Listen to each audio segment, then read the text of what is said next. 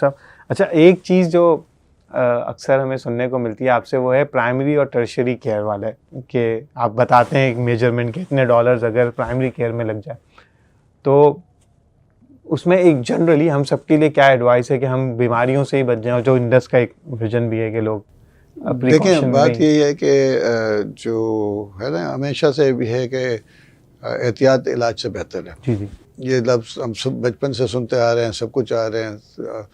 आपको जो तरीक़ाकार भी बताया गया कि आपको हमारा कि जी आप खाना इस तरह खाएं कि एक हिस्सा ये हो और एक हिस्सा खाली छोड़ कर रहें, तो ये सारी एहतियात की बात है। उसी वजह से जो इसको फॉलो करता है वो ठीक रहता है, और अगर आप एहतियात नहीं करते ना तो कॉम्प्लिकेशंस होती हैं। तो हमारा अगर डायबिटीज़ है, होनी है, उसने ख़त्म नहीं होनी है, उसको कंट्रोल रखना है। ब्लड प्रेशर है, उसने ख़त्म नहीं होना, उसको कंट्रोल रखना है।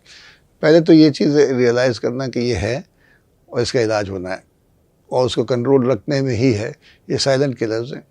तो आपको पहले तो ज़िंदगी से ये शुरू हो जाता है आपके बचपन से, क्योंकि ना दिल की बीमारियाँ बचपन से शुरू हो जाती हैं अगर आप एहतियात नहीं कर रहे होंगे।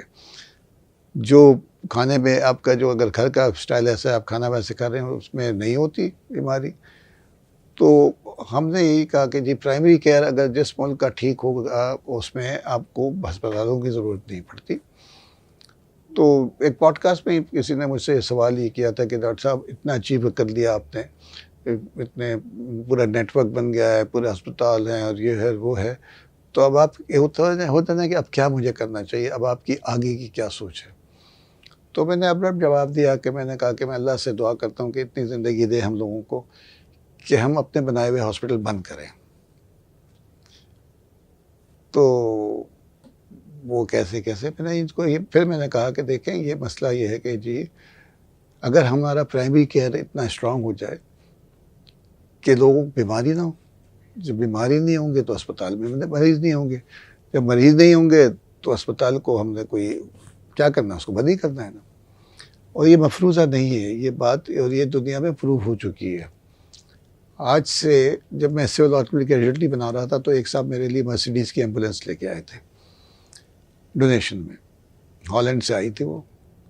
तो जब जाने लगे तो मुझसे कह रहे, मैं भी जूनियर डॉक्टर हाउस जॉब शुरू कर रहा था, तो उन्होंने कहा कि डॉक्टर साहब अगर आप चाहें तो मैं पूरा अस्पताल डोनेट करा दूँ आपको। अब मैंने कहा यार क्या बातें कर रहे हैं कि जी पूरा अस्पताल डोनेट करा देगा।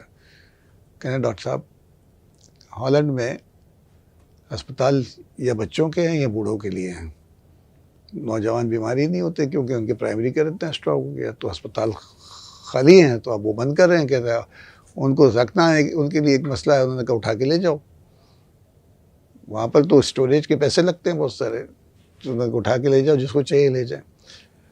1987, आज हम 2025 में हैं,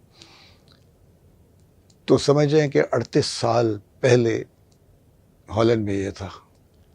आज अगर हम शुरू करेंगे तो हमको पता नहीं कितने साल लगेंगे कि जब हम इस पोजीशन में पहुंचेंगे, लेकिन आज ज़ीरो डे होगा। आज हमने नहीं किया, 10 साल बाद ये किया तो 10 साल बाद ज़ीरो डे होगा, तो उसमें हम क्या कर सकते हैं।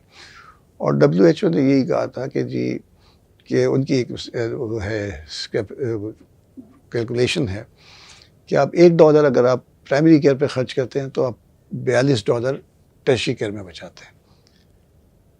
इसका अगर आप देखें ना, हमारा जो एक पिरामिड होता है हेल्थ केयर का, पिरामिड जो बेस है वो प्राइमरी केयर है, और फिर टॉप पे जाके आप टर्शियरी केयर बनते हैं। हॉस्पिटल यही होते हैं कि आपके पास एक पूरे हर यूसी के अंदर एक वो हो, फिर उसके बाद आपका एक सेकेंडरी केयर हॉस्पिटल हो, फिर टर्शियरी केयर हॉस्पिटल हो, फिर क्वाटरनरी केयर हॉस्पिटल हो।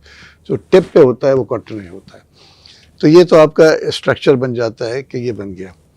अब फाइनेंसेस का जो पिरामिड होता है वो उल्टा लगाते हैं आप उसके ऊपर, ठीक है ना। तो यहाँ पर जो उसका टिप है फाइनेंस का, थोड़े पैसे, बेनिफिशियरी इतना, इम्पैक्ट इतना, वहाँ पर बहुत सारे पैसे और बेनिफिशियरी इतने। तो ये कोई रॉकेट साइंस है नहीं है, तो उसको उसी तरह करना, और यही हल है इस चीज़ का।